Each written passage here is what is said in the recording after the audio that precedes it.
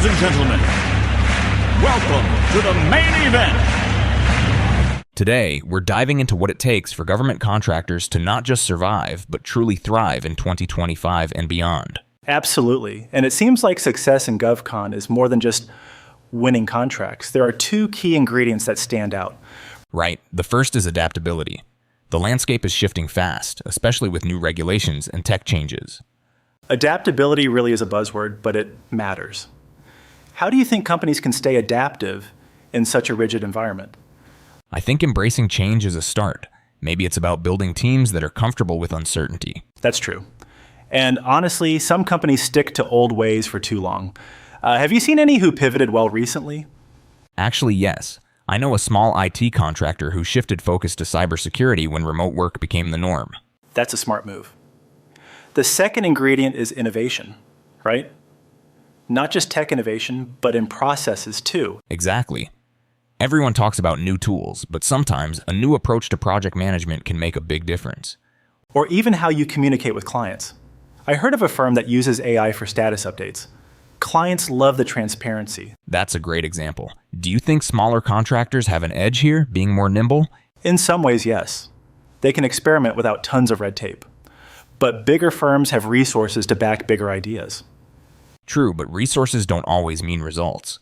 Sometimes the biggest innovations come from the scrappy underdogs. I like that. But with all this innovation, isn't there a risk of losing sight of compliance? That's a good point. Staying compliant while being innovative is a balancing act. Maybe the trick is to integrate compliance into the innovation process itself, so it's not an afterthought. Exactly. That's where adaptable teams come in. They can pivot, but know where the guardrails are. So it's not about breaking the rules, but finding new paths within them. Well said. And as regulations evolve, companies that can read the room and adjust will stay ahead. Speaking of evolving, how important do you think upskilling is for government contractors now? It's huge. With things like AI and cybersecurity, yesterday's skills won't cut it. I agree. Training has to be continuous, not just a yearly checkbox. And it can't just be technical skills. Soft skills like communication are just as critical.